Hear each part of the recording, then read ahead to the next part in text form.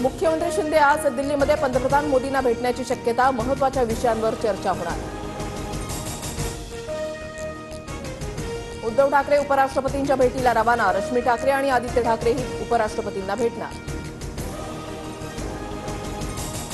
दिल्लीमध्ये उद्धव ठाकरे, राहुल गांधी आणि शरद पवारांची बैठक, उद्धव ठाकरे मवियाचा चेहरा असू शकतात का, यावर चर्चा, सूत्रांची माहिती। उद्धव ठाकरेंबद्दल मला सहानुभूती, दिल्लीमध्ये अपॉइंटमेंट घेऊन त्यांना मुख्यमंत्री पदासाठी याचना करावी लागते, सुधीर मुनगंटीवारांचा टोला। अजित पवारांची आजपासून दिंडोरीमधून जनसन्मान यात्रा सुरू, गुलाबी रंगातील बस 24 दिवस राज्यामध्ये फिरणार, गुलाबी जॅकेट घालून अजितदादांची टीम नाशिक विमानतळावर दाखल।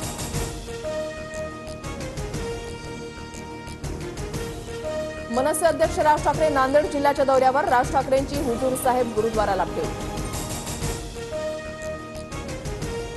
कुणाला अडवू नका, विनाकारण कुणाला किंमत देऊ नका, ज्या दिवशी मराठा ठरवेल त्या दिवशी सर्वांकडून उत्तरं घेणार, राज ठाकरेंच्या विरोधावर जरांगेंची प्रतिक्रिया।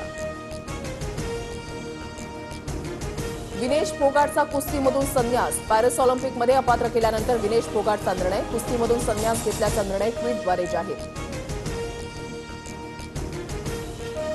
छत्रपती संभाजीनगरमध्ये आमदार नारायण कुचेंच्या नावानं चिठ्ठी लिहून व्यक्तीची आत्महत्या, भवानी पतसंस्थेमधील कर्जानंतर धमक्यांचा त्रास होत असल्यानं आत्महत्या केल्याचा चिठ्ठीमध्ये उल्लेख।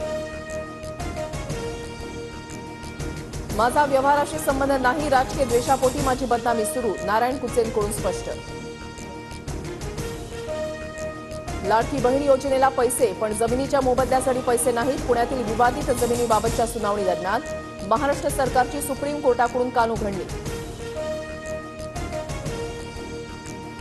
छत्रपती संभाजीनगरमध्ये उद्या मोर्चा काढणारच, मोर्चानंतर पुढची भूमिका घेऊ, आम्हाला रोखण्याचा प्रयत्न केला तर स्फोट होईल, बच्चू कडूंचा इशारा। उद्धव ठाकरे 10 ऑगस्टला ठाण्यामध्ये सभा घेण्याची शक्यता, विधानसभा निवडणुकीच्या पार्श्वभूमीवर ठाकरेंची सभा। मध्यरात्री गोपनीयता बाळगत पुणे पोलिसांकडून पोर्शे कार अपघाताचा सीन रिक्रिएट, अल्पवयीन आरोपीलाही घटनास्थळी आणण्यात आलं। बांगलादेशात आज अंतरिम सरकार स्थापन होणार, मोहम्मद युनिस यांचा रात्री 8 वाजता शपथविधी, सरकारचे प्रमुख म्हणून शपथ घेणार लष्कर प्रमुख वाकर उज जमानांची माहिती। मुख्यमंत्री शिंदेंची परराष्ट्र मंत्री एस जयशंकर यांच्याशी फोनवरून संवाद, बांगलादेशमध्ये अडकलेल्या भारतीयांच्या सुटकेबाबत शिंदेंची परराष्ट्र मंत्र्यांसोबत चर्चा। बांगलादेशी सीमा खुली, सीमेवर अडकलेल्या कांद्याच्या ट्रकना 32 तासानंतर प्रवेश, महाराष्ट्रातील कांदा निर्यातदारांना बँकांचे व्यवहार सुरळीत होण्याची प्रतीक्षा। कृष्णा आणि वारणा नद्यांच्या पुराचा सांगली जिल्ह्यामध्ये शेतीला फटका, 8,500 हेक्टरवरील पिकांचं नुकसान, तातडीनं पंचनामे करून नुकसान भरपाईची मागणी।